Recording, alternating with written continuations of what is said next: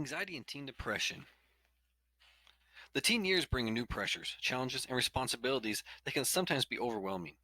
School, sports, friends, and other factors can make your life seem hectic and complicated. This is also a time when you're making major decisions that affect your future.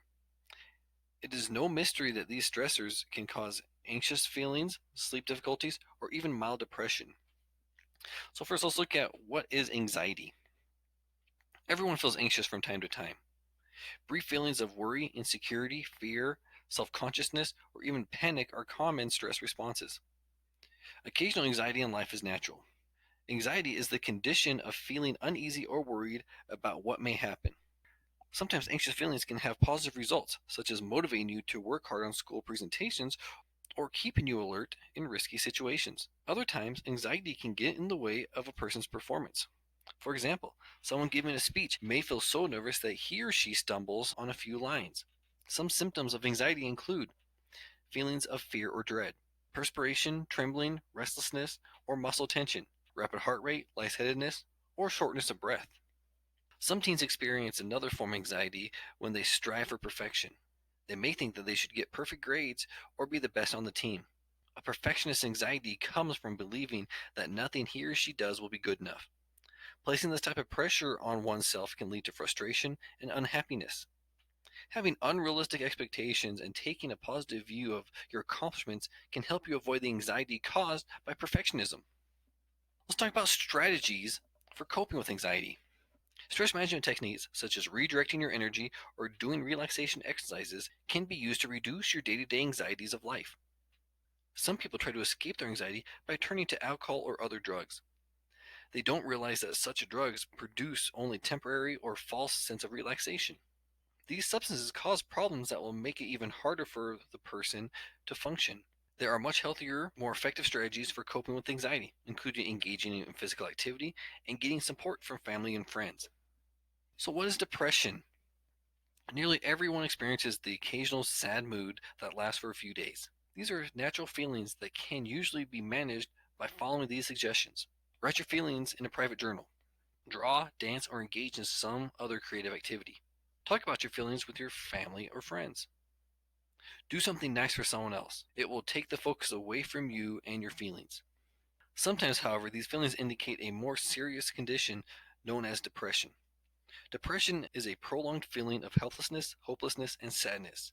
It is much stronger than the occasional sad mood and is not as easy to manage. There are two types of depression, depending on the cause of the feeling and the length of time it lasts. We have reactive depression, which is a response to a stressful event, such as the death of a friend.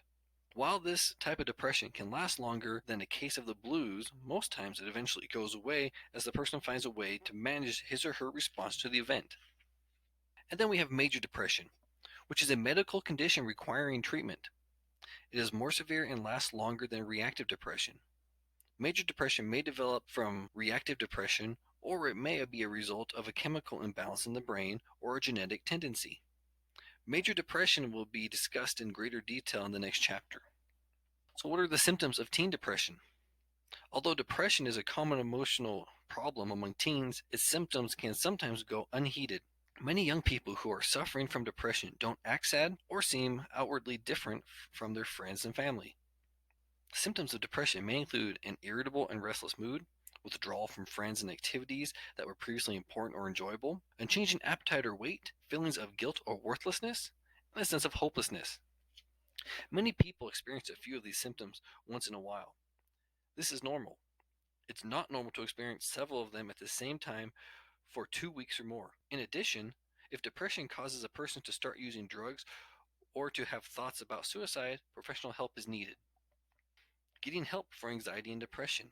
Strategies for coping with mild forms of anxiety and depressive feelings include talking with supportive people, getting more physical activity, or volunteering. If anxiety or depression persists, however, a person may begin to lose interest in activities that used to be enjoyable. Changes in mood, sleep patterns, or energy levels may result, causing difficulty concentrating in school or inability to perform day to day activities. When anxiety or depression begin to interfere with life in such a manner, it's time to seek help. Both anxiety and depression are very treatable, talk to a parent or other trusted adult, and seek help from a counselor, school psychologist, or other healthcare professionals. The final lesson for Chapter 8 is being a resilient teen. Everyone goes through times of stress, disappointments, and difficulty. Sometimes people have no control over events that can change their lives. A natural disaster may strike, or a loved one may die. When hardships and tragedies happen, it can be hard for people to cope with the situation and with their feelings. So let's talk about what is resiliency.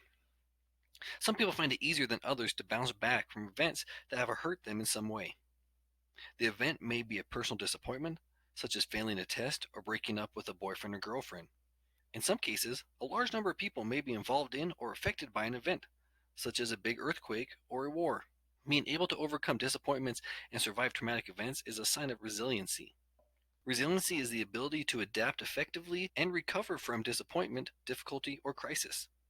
Resilient people are able to handle adversity in healthy ways and achieve long-term success in spite of negative circumstances.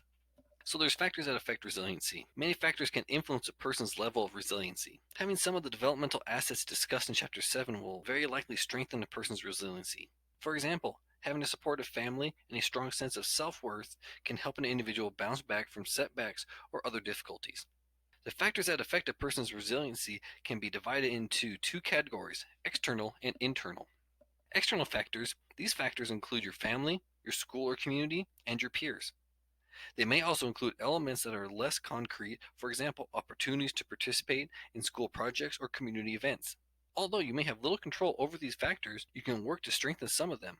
For example, you can join a community youth program in order to have access to more opportunities and to form healthy peer relationships. Then we have internal factors.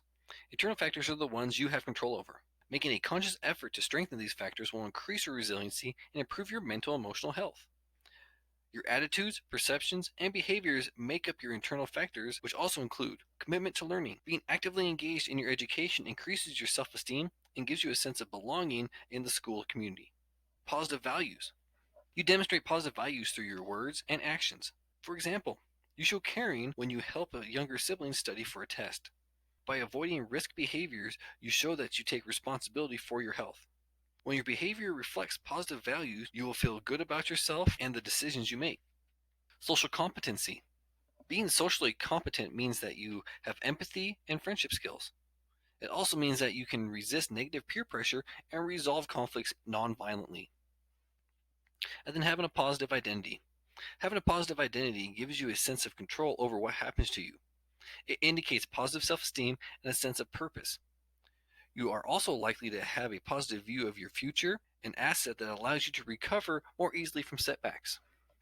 Now let's talk about resiliency and your protective factors. In addition to strengthening your resiliency, your developmental assets also protect you from risk behaviors such as drug use, sexual activity, and gang involvement.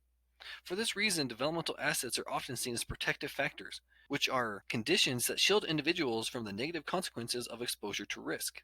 These factors can reduce the possible harmful effects of a difficult event or risky situation. They may also influence a person to respond to a situation in a healthy way.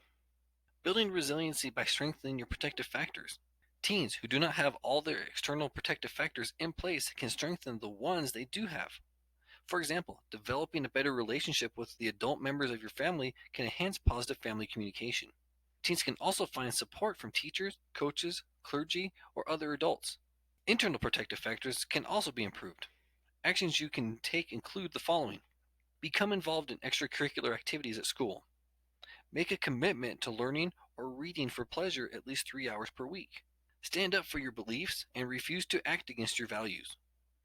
Be honest with yourself and others. Resist negative peer pressure and avoid dangerous situations. Learn about people from other cultures or ethnic backgrounds. Develop a sense of purpose and develop a positive outlook about your future. That is the end of Chapter 8.